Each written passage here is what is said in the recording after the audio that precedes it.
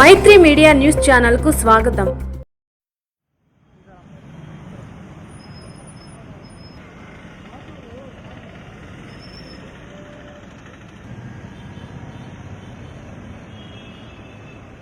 నేను ఒక Indian army BSF జవాన్ని.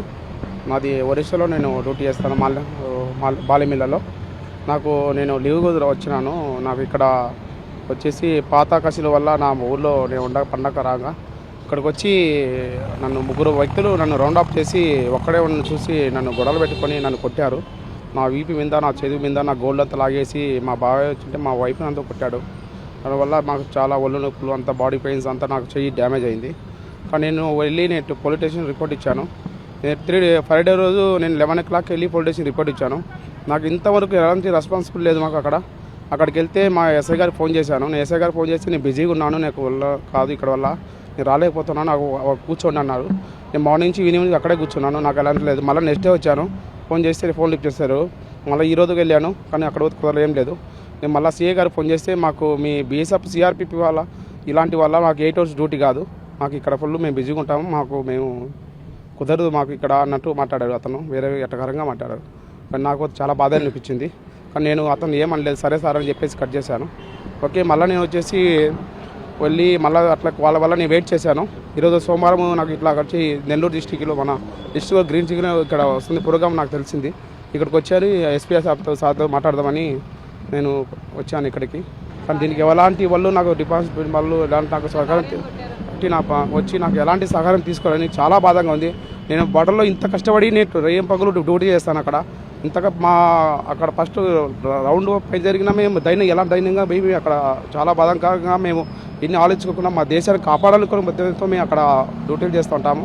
కానీ ఇక్కడ నాకు ఈ విధంగా జరిగే నాకు అసలు ఇలాంటి పట్టుదలతో ఇలా డ్యూటీ చేయాలన్నా కానీ నాకు మనస్తత్వంగా నాకు చాలా బాధగా ఉంది.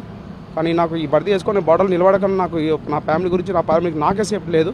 ఈ బోర్డర్లో ఎలా డ్యూటీ చేయాలనేది నాకు చాలా బాధాకరంగా బాధగా ఉంది. నేను అసలు ఇలా అయితే సార్ చాలా నాకు ఎప్పుడు ఇలా నేను చేయలేను. ఎంతోమంది బార్డర్ కాల్సి తీవ్రవాదులు కానీ దొంగతనాలు డ్రగ్స్ కానీ మా డ్రోన్స్ కానీ ఎంతోమంది బార్డర్లో మాకు రెయిన్బోలో టైమింగ్ అంటూ ఉండదు. పంజాబ్లో నేను 5 years చేశాను. అక్కడ ఎన్నో డ్రోన్స్ వస్తుంటాయి, మళ్ళీ వస్తుంటాయి, ఎన్నో పెట్టుకున్నాం సార్. మాకు మా యూనిట్ కావాలంటే ఎంక్వైరీ చేసుకోండి సార్.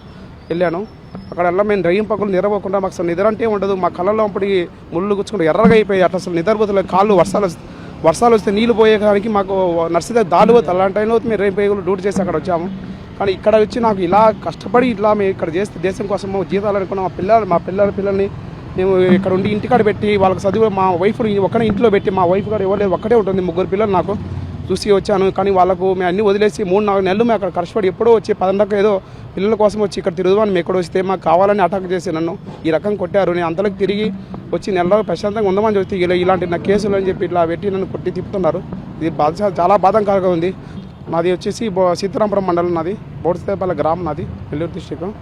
ఆ వల్ల బొడ్స గ్రామంలో మా అక్క దగ్గర కిరాణ్ షాప్ ఉంది, అక్కడ కూర్చోంటే వచ్చి 10:30 టైం వచ్చి అటాక్ చేశారు సార్. సో బంధువుల వెంకటేశ్వర్లు, బంధువుల శ్రీనివాసులు, బంధువుల ప్రసాద్. మీకు సమాధానం చెప్తున్న ఎస్ఐ గారి పేరు ఏం పేరు, సిఐ గారి పేరు? అతను పేరు నాకు ఏదో రెడ్డి సార్, అంత ఐడియా లేదు. Police station? Seetharamapuram police station sir. CI గారు అతను నాకు నేమ్ అంత ఐడియా లేదు సార్. అతను వచ్చేసి పూర్ణంగా వేగా మాకు సిఆర్పిఎఫ్ బిఎస్ ఇది సిఆర్పిఎఫ్ సిఎస్ఎఫ్ 8 గంటల డ్యూటీ చేసి రెస్ట్ తీసుకోవడానికి మాకు మేము బిజీగా ఉన్నాం. నాకు ప్రోగ్రామ్స్ ఉన్నాయి ఇక్కడ. సిఐ గారు సార్ అన్నారు సార్. పాత ఖర్చులు కంపల్సరీ ఉన్నాయి సార్. పాత ఖర్చు వల్ల నా భూములు ఉంటే నాకు వచ్చేసి మా భూములు కావాలని మేము కొన్నామని చెప్పి దొంగ అగ్రిమెంట్ రాసుకొని వచ్చి వాళ్ళు మా భూములే వాళ్ళు కబ్జా చేసుకుంటాను సార్. నా పేరు లక్ష్మి సార్, బోడుసిద్దాయపల్లి సార్. నా భర్త బార్డర్లో బీఎస్ఎఫ్ జవాన్గా చేస్తుంటారు సార్. నా 3 పిల్లలు సార్. నా పిల్లల్ని చూసుకుంటూ ఇంట్లో ఉంటాను సార్. నా భర్త పండగ సెలవుల కోసం అని వచ్చారు సార్. పండగకి నా భర్త రోడ్డు పైన ఉండగా పాత కక్షలు గొడవ మనసులో పెట్టుకుని సార్ 3 వ్యక్తులు వచ్చేసి మా గ్రామానికి చెందిన బంధువుల వెంకటేశ్వర్లు, బంధువుల ప్రసాద్, బంధువుల శ్రీనివాసులు 3 కలిసి సార్ నా భర్తను రౌండప్ చేసి కొట్టబోతున్నారు సార్. అంతలోనే కొందరు వ్యక్తులు నాకు చెప్పడంతో నేను వెళ్ళాను సార్. అక్కడికి వెళ్ళేలోపు నా భర్తను కొడుతుంటే సార్ నేను అడ్డం వెళ్ళినందుకు నన్ను కూడా జాకెట్ పట్టుకొని లాగి కొట్టారు సార్. నాకు అవమానం జరిగింది సార్. నాకు గోల్డ్ లాగారు సార్. నేనే చేశాను సార్. వస్తాం సార్ లేరు, ఎస్ఐ సార్ లేరు అని చెప్తా ఉన్నారు సార్. అందులో వాళ్ళు కొట్టేటప్పుడు సార్ చెప్తున్నారు మీకు మాకు రాజకీయంగా పలుకుబడి ఉంది, మీరేం చేయలేరు అని ఎప్పటికైనా నీకు ప్రాణహాని నేను చంపేస్తామని నా భర్తను బెదిరిస్తున్నారు సార్. బంధువుల ప్రసాద్ వెంకటేశ్వర్లు సార్. మీకేం న్యాయం కావాలి? సార్ నా భర్తకు ప్రాణహాని ఉంది సార్. నా భర్త గోల్డ్ కూడా లాక్కున్నారు సార్. నా గోల్డ్ లాగి పడేస్తే సార్ నా గోల్డ్ కొందరు వ్యక్తులు అక్కడ ఉన్న వాళ్ళు వెతికి ఇచ్చారు సార్. నా గోల్డ్ అయితే నా భర్త గోల్డ్ అయితే తీసుకున్నారు సార్. కొంచెం తీసుకున్నారు, కొంచెం ఉంది చైన్ లాగి